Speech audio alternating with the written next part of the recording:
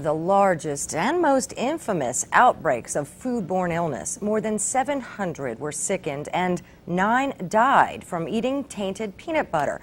The CDC traced the product to the Lynchburg-based Peanut Corporation of America. Yeah, and until now, we really haven't heard the stories behind those numbers. But for the next few days, Shelley Basinger is taking a much closer look at the recall and its aftermath. Shelley, about a dozen of those victims were here in Virginia.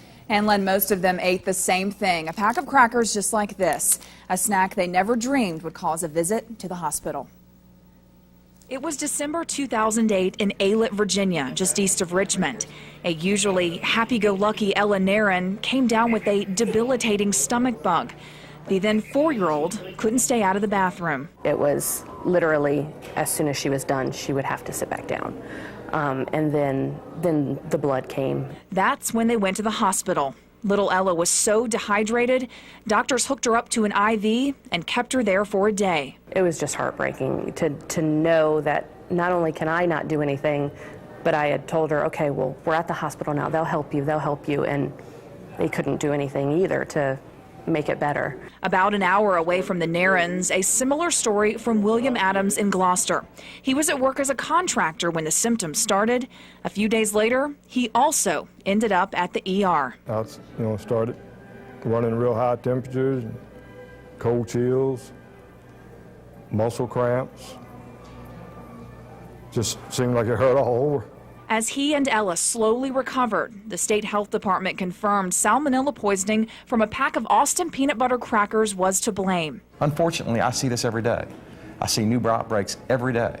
Attorney Ron Simon made the trip from Houston to meet with his Virginia clients as they told their stories, because he says this is a topic not getting the attention it needs. It's very serious, and it's even in this day and age, it's underpublicized. There are over 5,000 foodborne confirmed deaths every year in the United States. That averages out to about 14 food-related deaths every day.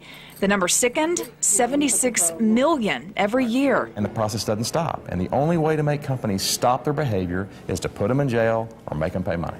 But Deanna will tell you even justice or a settlement check can't replace the trust she's lost as a mother. What do I feed her? What is safe? It's sad that you can't just open up a package of something that she likes and give it to her and her be safe. Well, both little Ella and William were homesick for about 2 full weeks after their hospital visit. While they managed to make a full recovery, 9 people did not. And we were able to track down the families of 2 victims who died from eating tainted peanut butter. Hear their stories tomorrow at 6. Peanut butter is a staple in nursing homes and hospitals because it's high in protein and ideal for the sick and the elderly. But for 9 people, a spoonful turned deadly a little more than a year ago. Tonight, we continue our in-depth look at the victims of the Salmonella outbreak involving the Lynchburg-based Peanut Corporation of America. Shelley Basinger was able to track down 2 families here who lost loved ones.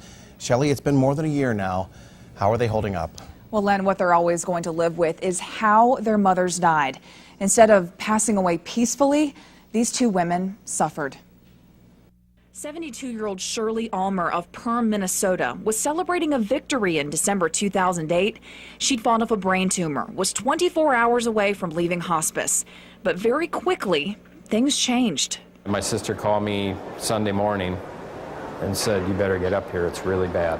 Jeff Almer rushed to the hospital, where he watched his mother take her last breath that very same day. You literally had to think about the memories you had. The woman who raised you, fed you, made sure you were warm at night. Doctors blamed pneumonia. The Almers laid their mother to rest. But soon after, Jeff started reading news stories about a woman who died from eating tainted peanut butter in northern Minnesota. The story sounded familiar, so he called the health department. And they said, "I'm sorry you have to hear this way, but yes, that was your mother that they're reporting on." So that's how we found out she had salmonella poisoning. Shirley was the first confirmed death. More than a month later, Nellie Napier in Ohio was the last. She just celebrated her 80th birthday. We had a very good time. She was full of life and holding her grandkids and her great-grandkids. A week later, her son Randy also got a call that his mother went from good health in the nursing home to very, very ill. She couldn't hold anything down. She couldn't stay out of the bathroom. She was passing blood. Randy says doctors revealed the culprit. Nellie had been sickened by the same Salmonella strain that had killed 8 others. Soon there was nothing they could do. The Napier family watched her die slowly and painfully. All the morphine they were giving her did not take the pain away. She was unconscious, but you could see in her face her facial expressions of pain. Less than a month later, both men learned about the emails sent by PCA company president Stuart Parnell. The documents were revealed at a February 2009 congressional hearing. In them, Parnell ordered knowingly tainted products to be shipped. That's when Jeff and Randy's grief turned to anger. I just sat there stunned. I remember turning to one of the other victims that spoke and said, I came in here mad as hell, and I've reached a whole new level. I can't believe that somebody would send out this product knowingly. I honestly feel that he murdered my mother. Well, to date, no criminal charges have been filed against Stuart Parnell, but a federal investigation is underway. And since our first story aired last night, we've heard from members of the Parnell family. On the recommendation of their attorney, they can't discuss the matter right now, but they say the Parnell family has lost nearly everything in the past year. And I was able to get in touch with Stuart Parnell's attorney. He would not answer any questions, but he did agree to make a statement for the first time on camera. We've been in the case a couple months investigating it, and it appears that a lot of the things in the public media are just simply wrong. And of course, you know, Mr. Parnell hadn't had his day yet to see his side of the story, but I think when it all comes out that it's not as it appears in the media now.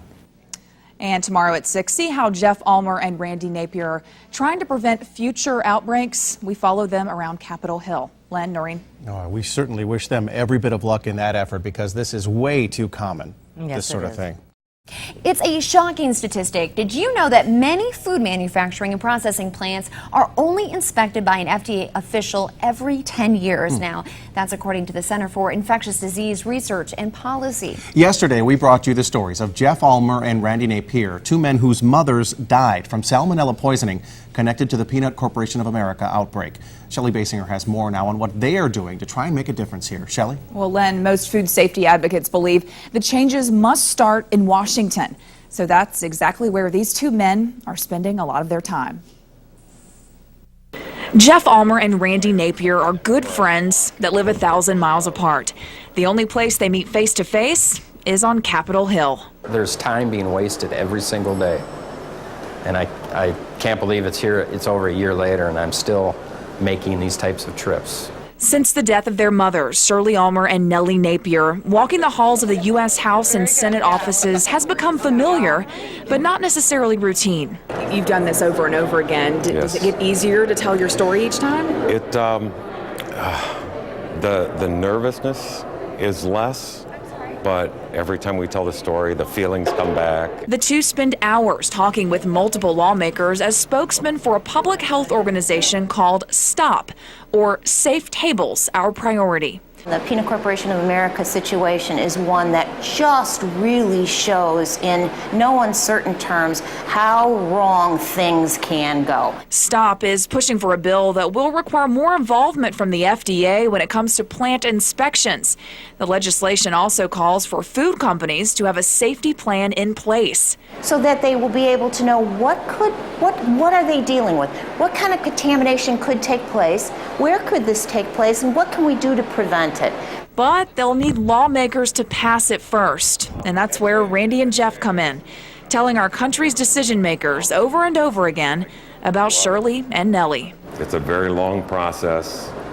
It's very tedious, but we've also learned that squeaky wheel gets the grease. Now, if a lawmaker has any problem with this legislation, it's usually because of what it would cost. But FDA statistics show that foodborne illnesses cost the U.S. about $152 billion each year. Now, if you want to learn more, we have a link to STOP's website on ours. That's WSET.com. And they even have a way you can sign up to receive an email alert every time there's a food recall. Live in the Lynchburg studio, Shelley Basinger, ABC 13 News.